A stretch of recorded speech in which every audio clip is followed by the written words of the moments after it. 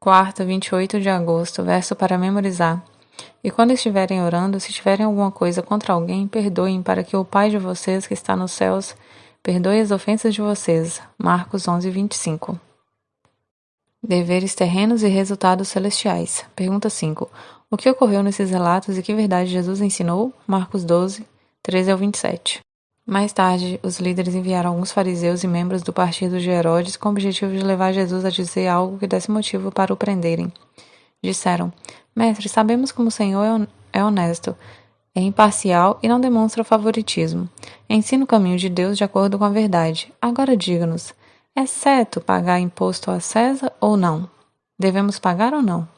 Jesus percebeu a hipocrisia deles e disse: Por que vocês tentam me apanhar numa armadilha? Mostrem-me uma moeda de prata e eu lhes direi. Quando lhe deram a moeda, ele disse: De quem são a imagem e o título nela gravados? De César, responderam. Então, deem a César o que pertence a César, e deem a Deus o que pertence a Deus, disse ele. Sua resposta os deixou muito admirados. Depois vieram a Jesus alguns saduceus, líderes religiosos que afirmaram não haver ressurreição dos mortos e perguntaram: Mestre, Moisés nos deu uma lei segundo a qual, se um homem morrer sem deixar filhos, o irmão dele deve se casar com a viúva e ter um filho que dará continuidade ao nome do irmão. Numa família havia 7 irmãos. O mais velho se casou e morreu sem deixar filhos. O segundo irmão se casou com a viúva, mas também morreu sem deixar filhos. Então o terceiro irmão se casou com ela. O mesmo aconteceu até o 7º irmão e nenhum deixou filhos. Por fim, a mulher também morreu. Diga-nos, de quem ela será esposa na ressurreição? Afinal, os 7 se casaram com ela. Jesus respondeu: O erro de vocês está em não conhecerem as Escrituras nem o poder de Deus, pois quando os mortos ressuscitarem, não se casarão nem se darão em casamento. Nesse sentido, serão como os anjos do céu. Agora, quando haver ressurreição dos mortos, vocês não leram a esse respeito nos escritos de Moisés, no relato sobre a sarça? Deus disse a Moisés: Eu sou o Deus de Abraão, o Deus de Isaque e o Deus de Jacó. Portanto, ele é o Deus dos vivos e não dos mortos. Vocês estão completamente enganados. Os líderes estavam tentando apanhar Jesus em algo que pudessem usar para condená-lo junto ao governador romano ou ao povo. Nessa controvérsia, a questão foi o pagamento de impostos. Naquela época, recusar-se a pagar impostos poderia ser considerado rebelião contra o governo romano, uma ofensa grave. Jesus respondeu que eles deviam dar a César o que é de César e a Deus o que é de Deus.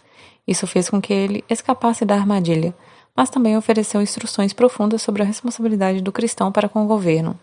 Jesus declarou que, uma vez que estavam vivendo debaixo do poder romano, deviam prestar-lhe o apoio que lhes exigia, e que não tivessem em oposição a um dever mais elevado. Mas, embora pacificamente sujeitos às leis da terra, deviam ser, primeiramente, leais a Deus. Ellen White, o Desejado de Todas as Nações, página 480. A seguir, houve uma controvérsia sobre a ressurreição dos mortos. Os saduceus eram um grupo formado por sacerdotes que aceitavam como escrituras apenas os 5 livros de Moisés. Eles não acreditavam na ressurreição. O cenário que apresentaram a Jesus era hipotético. Envolvia 7 irmãos e uma mulher. De acordo com a lei de Moisés, para manter a propriedade na linhagem familiar, quando o homem morresse sem deixar filhos, o irmão dele deveria se casar com a viúva, e os filhos nascidos dessa união pertenceriam legalmente ao homem morto. Desacreditando da doutrina da ressurreição, os saduceus apontaram para um dilema. Na ressurreição, de qual deles ela seria esposa?